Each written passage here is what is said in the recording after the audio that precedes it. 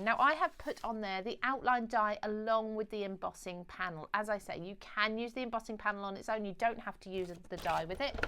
This will go through your smaller die cutting machines, and I'm just going to add texture to a pattern piece of paper. Now this piece of paper is one that I've created with the gel plate. Really simply, because you can simply just lift colour off of it. You don't have to do all the different complicated techniques at all. And then now already you can see, if I hold that up, you can see the texture that's coming through there. I love this die.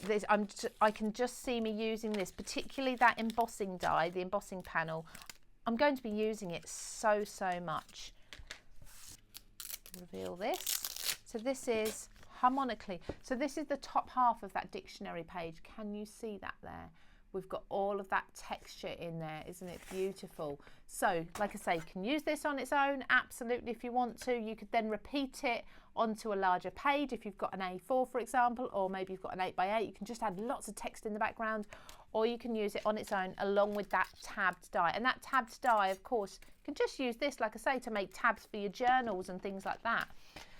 So I've already taken one of these. Now, this is slightly different, but you'll get the idea. I've done the same thing. I've torn it in half. The paper is that butterfly paper that I've got in the paper pack, and I've used my gel plate just to put a wash of pale blue over the top. Allow that to dry, or kind of a minty green almost. And I've used my sewing machine on there. Now with my sewing machine, I purposely edit the tension.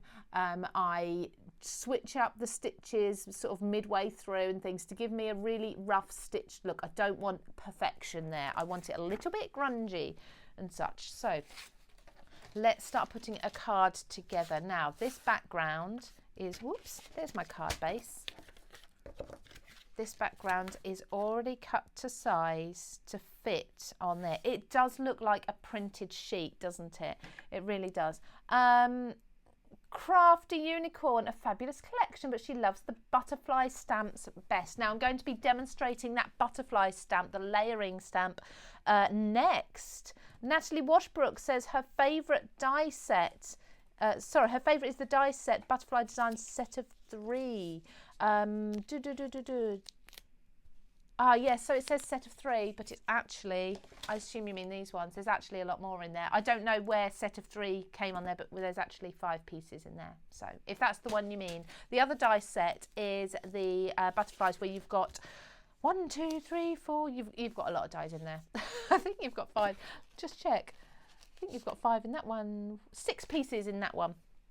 So either way, Natalie, you're getting more than you bargained for. Now I'm going to put this background on first of all with foam tape. Now this is quite a thin paper, because I find with gel plate printing, you never know what you're going to get. So if you're going to do any, it's best to just do it on inexpensive paper rather than expensive papers, especially if you're just beginning. 9 times out of 10 you're going to love the effect you get, even if it's not what you expected, and it's very rarely going to be what you expected. But a lot of the time you're still going to love what you get. I mean, this one was one where I was really just cleaning my plate, getting all the old paint off, and I adore it, I really do. Then I'm going to put this tab just on here. Now this collection really has made me want to kind of go a little bit grungy with it, very vintage. I've cut out that film strip die as well. That one is included in the Designs die set. I've cut that out, and I've just layered behind it some vellum, as you can see, and I've just added the glue where we're not going to see it.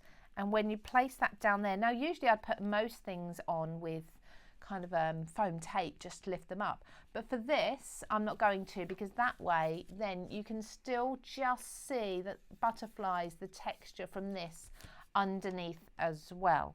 So let's just pop those on. I'm going to put this tab on with my foam tape. So this is the CraftStash foam tape. I love this one. I rave about it all the time. The biggest thing for me is not only the thickness, because it's nice and deep as such, nice thick foam tape. Look how easily the backing paper peels off. That is a big thing for me. The last thing I want to do when I'm crafting is be sitting and picking at the backing of a foam tape for hours trying to get it off, and then it comes off in little bits. on YouTube, let's say a quick hello to a few people. Lisa Turner, she loves the set with the film strip in. Mrs. Alabama, she says, I love the butterflies as well. Laurie says the film strip die is exceedingly intriguing, very old school looking. It really is, isn't it? It took me ages to design this because I could have done a whole set of just film strips with different things in, but I had to limit myself and bring that down. So this I'm going to place on now. I'm going to put this on with my little bit of my Cosmic Shimmer, one of my favourite glues to use, just along these darker parts. So the bits where, let me hook that out of the way. Just these parts where the black is, just to make sure that that's sticking, but you can't see the glue. There we go. Don't forget, everybody, I'll give you that question for entering the competition at the end. Well, not at the end, but in a little while. Where are we now? Yeah, so I better speed this one up, speed this demonstration up so we can get on with all the other things I've got planned. I've only got an hour. I need to be quick. Judith Barkley says she agrees about the foam tape. Isn't it just absolutely fantastic? That foam tape is brilliant. I was going to cut this die out, but to be honest, I'd like to move on and speed things up. So you can see the size of the die there. It's huge. This comes in the design dies. And this is a DL card base, craft card base, that I actually cut in half because I really like the colour of the cardstock. So I cut one of those, but then, as you can see, like so, but then I used some gilding wax over the entire thing to make the butterflies gold. And then I used a little bit of embossing ink to give them that blue patina look. So embossing ink and blue powder. I can't even remember the brand of the powder now, but it worked. So let's just glue these down too. I might not use all of them. So they're very easy to snip into. Let's place one there. I love how pretty these are. In fact, let me just put a little bit of glue in there. I'm going to lift this up. I'm hoping I can lift that foam up. I love this about that CraftStash foam tape as well. You can lift it up. You've got the option of doing that. And you've got those butterflies coming out from there. And then I think I'll just use the one more butterfly just up here.